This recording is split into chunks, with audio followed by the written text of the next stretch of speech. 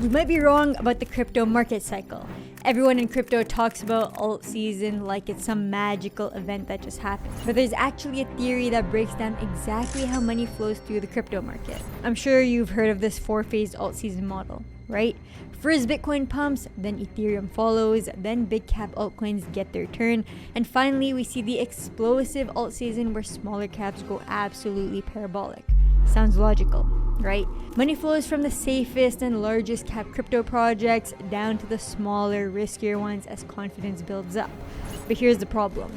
Most people just accept this theory without actually looking at the data.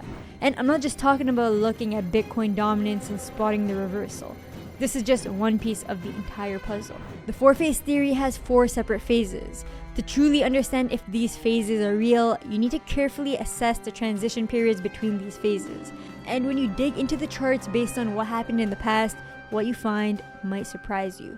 Today, we're going to put this theory to the test. We'll track Bitcoin, Ethereum, and a list of big and small altcoins through the last crypto cycle. We'll see if this sequential flow actually happened the way everyone claims.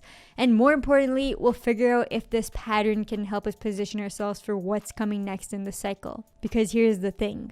If the 4-phase model is real, then we should be able to spot the moments when money rotated from one phase to the next. And this might give us an idea of what to look out for this time around. But what if this model isn't actually real? Well, then we need a better framework for understanding how alt season actually works. And studying the charts is a good way to understand the natural flow of value in the market. Stick around because you'll want to know the truth that I discovered. Before we get into that, let me mention something for those of you actively trading this market. I've been using BTCC as one of my main platforms, especially for futures positions when I want to capitalize on these rotation patterns. This platform is fully licensed in the US, Canada, Europe, and more. And there's no VPN or KYC required. Their interface makes it easy to track multiple assets at once, which is crucial when you're monitoring phase transitions. You can sign up with the link down below to receive a 10% deposit bonus and a chance to earn up to $10,000 in rewards. And if you want to join a community that's actively trading these market rotations and sharing real-time insights, check out the FireHustle Discord. We break down these patterns as they happen and help each other spot opportunities before the crowd catches on. Link is in the description below. As always, none of what I share is financial advice. Make sure to do your own research before making any investment decisions.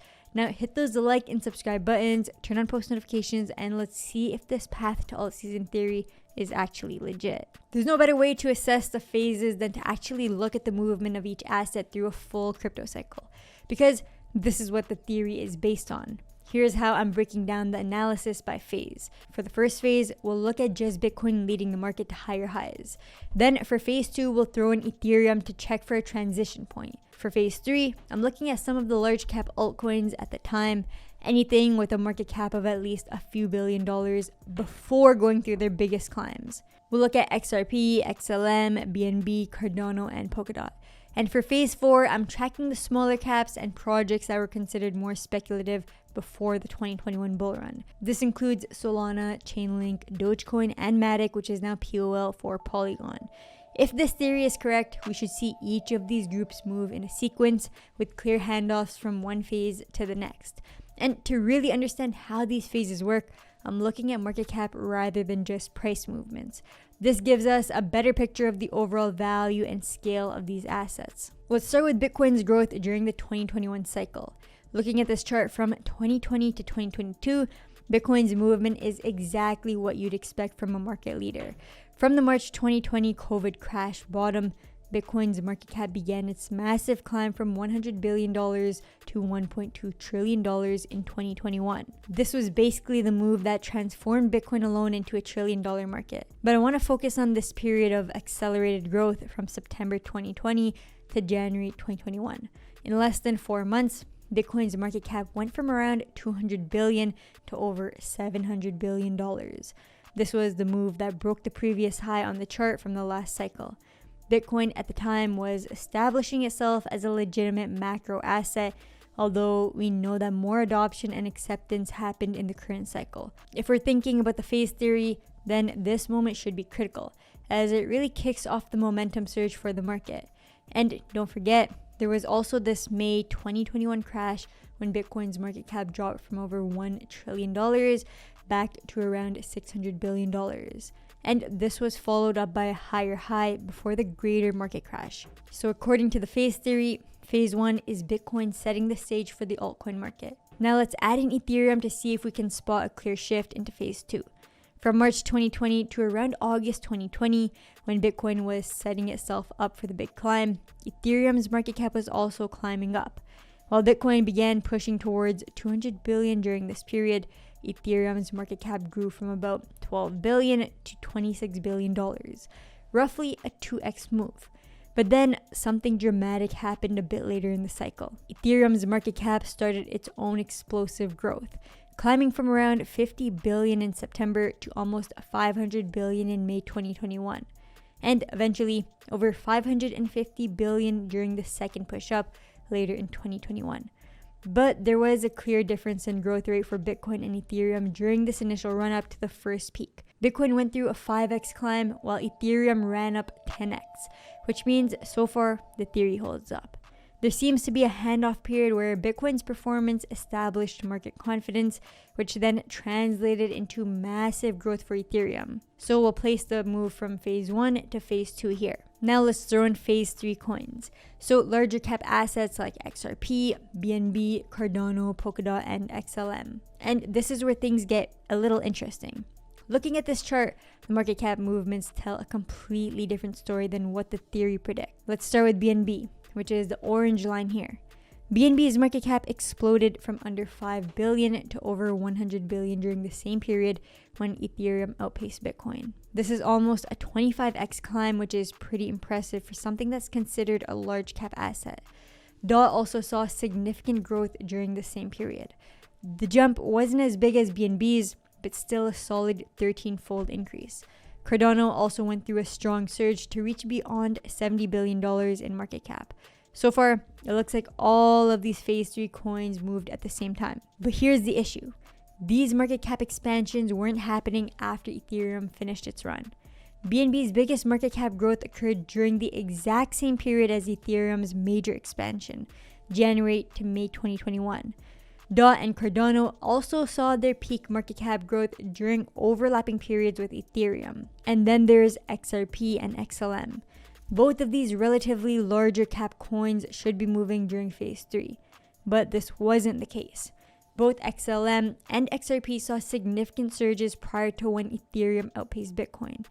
They were moving on their own, and this was likely due to their own project catalysts. And another thing to note is, unlike the other phase 3 assets that hit a higher high during the second peak, XLM and XRP set their cycle highs at the first peak. So it seems like there's no clear line between phase 2 and phase 3, and some assets seem to be moving on their own, despite having somewhat of a larger market cap. And then there's phase 4, the ultimate altcoin season. Supposedly the most exciting part of the cycle when smaller coins and projects go ballistic. But what does the chart say? Well, there was definitely explosive action here, with smaller cap coins going through insane growth. And you can see this with all of the vertical portions of these lines. Solana went through a massive push up from a $50 million market cap to $1 billion. And this was in a matter of weeks. And of course, the growth continued on until the peak. Dogecoin saw similar jumps in market cap in multiple parts, eventually reaching almost 100 billion. Matic also went through a large climb to become a larger cap asset, although not as sudden as Solana's jump. Meanwhile, Chainlink went through a more steady climb through the run. But the point here is that each of these assets went through their own movement patterns, and there doesn't seem to be any clear shift of momentum from larger cap to smaller cap coins. So what does this tell us? Well, the 4-phase theory isn't as clear-cut as people might think. What we're seeing is that the market movements are mostly driven by individual narratives, project catalysts, and sector rotations rather than some predetermined sequence based on market cap. Different projects pump when their specific stories capture market attention, regardless of whether it's the right time according to the phase model. Let's use Phantom as an example, which is now known as Sonic. The FTM token wasn't even on most people's radar before the start of 2021. The market cap was under $100 million, but then the DeFi narrative really took off, and Phantom positioned itself as a high-speed, low-cost alternative to Ethereum for DeFi applications. During the DeFi summer period, Phantom exploded into an $8 billion asset at its peak. And what's interesting is the price still remained high for a little long, even after Bitcoin and most of the market started pulling back in 2022. This didn't happen because of a phase 4 shift. The project captured the DeFi narrative at exactly the right moment. And we're seeing a similar thing happen this cycle too. Remember the whole Solana token craze? Meme coins were popping off, small AI projects were going through massive runs, everyone was busy in the trenches looking for the next big runner. Meanwhile, Bitcoin was still consolidating and Ethereum was underperforming. According to the phase 4 theory, we technically jumped straight to phase 4 without properly going through phases 2 and phase 3. Then the market cooled off and now we're seeing Ethereum finally starting to move up and outperform Bitcoin in recent months. So can we really say that this path to alt season actually exists? Well, here's my theory. Instead of waiting for some predetermined sequence, what's much more important is keeping your ear to the ground for emerging narratives and sector rotations.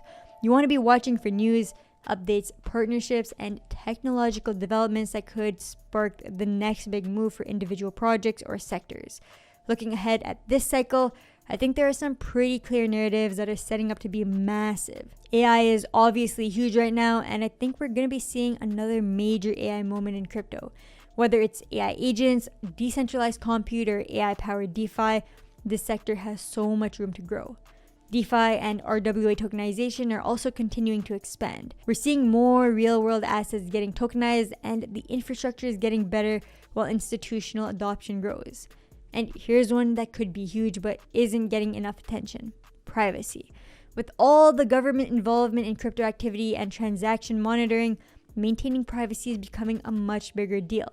This could be one of those narratives that catches people off guard because it's not flashy like AI or memes, but it addresses a real and growing concern. The key is to be aware of market sentiment shifting and getting behind these movements early rather than waiting for your turn in some imaginary phase sequence.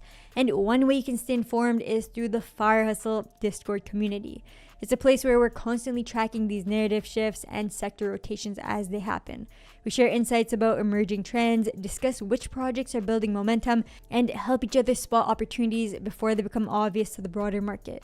If you want to stay ahead of these narrative-driven moves instead of chasing them after they've already pumped, this is the kind of community that can give you that edge, and you can find the link in the description below. At the end of the day, crypto markets are driven by human psychology, sentiment, and individual project catalysts, much more than they are by neat, predictable phases.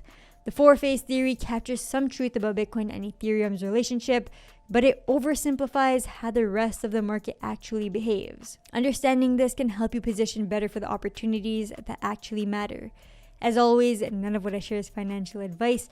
Please make sure to do your own research before making any investment decisions. It pays to fully understand the projects you're getting into. Don't forget to hit those like and subscribe buttons and turn on post notifications. Hope you guys enjoyed the video, and I'll see you in the next one.